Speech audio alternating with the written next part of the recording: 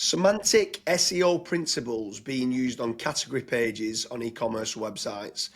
So let's jump straight into it. Why is it important to be making certain that you're using semantic SEO on category pages? It's a big challenge for many SEOs or e-commerce managers, let's say, how to fill those boxes for category description, what type of content should be there, and people are trying to fill those placeholders, let's say, in the CMS with informational intent kind of content, right? So they are writing an article. What are genes? What are speakers? What is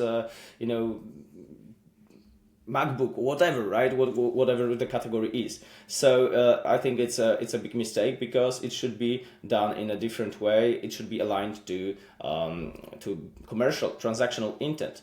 And this is where semantic SEO jumps in, because people are thinking, whenever they are learning about semantics, they are focusing on writing articles, right?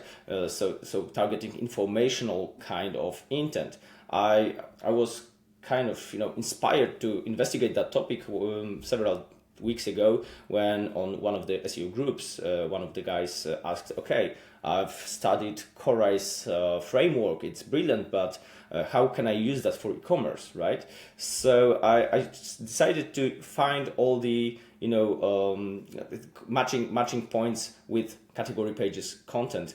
And actually, I think it's really applicable, because you just need to switch from informational intent to commercial intent, and then all the attributes you connect with entities, with names of the products.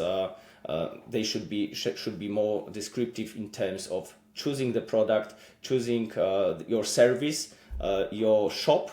Not by it shouldn't be focused on describing in details what are blue jeans, right, or what is TV speaker.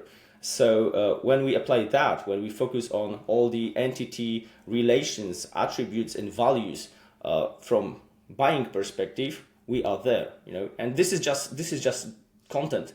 We also need to kind of switch in AI era. I hate that term, but we are still using that, right? In AI era, it's also about semantic HTML more than ever. And a lot of shopping engines, let's say, ready to use layouts have really messed up H2, H3 structure. They are not, page relevant. They are like kind of site-wide.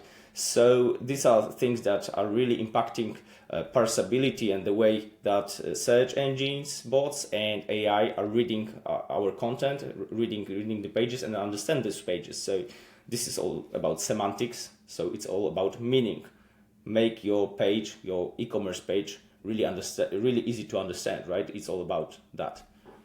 Yeah, I'm glad you bring this up, because the context and actual meaning in the semantics on a category page, having the attributes, the predicates, the edges, the facets, when you start going through the headings of that, it makes such a difference if it's an informational intent or a commercial intent.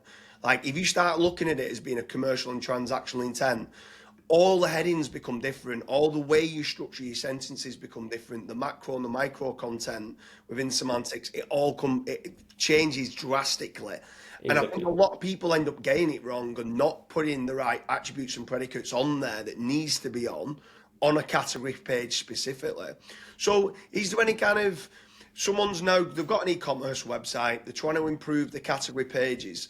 What would you be saying with regards to the semantic SEO principles? What are like your go-to to train your team up to make certain that they get this right? Is it making certain that every single category page is transactional or commercial as opposed to informational? Like, how do you balance that with the team? What are you telling them? So I focus on finding all the angles, e-commerce related angles towards this product, this category. Like there are simple verbs like buy, order, ship, this kind of stuff. And if you combine them with your category name, let's say, you're halfway there. And the rest is just following this kind of approach. And one more thing, which is really important, because if you are kind of into semantic SEO already, you know about things like entity salience, you know, all the, you know, structuring the website's text. And people forget about one thing in e-commerce: your product grid is also the content. So all the product names, if they if they consist the category name, like running shoes this, running shoes that, then it's already happening. You know, it's already filling the website's content with those entities, with those terms. So don't overdo that on level of description. Keep in mind that product grid is also the content for AI, for classical Googlebot, whatever. Yeah, for sure. So anyone who's watching this, the importance of semantic SEO is becoming more important than ever, especially now with the LLMs. It's not just about ranking in Google and Bing anymore. It's about trying to get in ChatGPT or Gemini, Perplexity, and all these other places. And a big key factor of that is using the AI, the semantic SEO principles. So it's been an absolute pleasure, and thanks for having you. Thank you.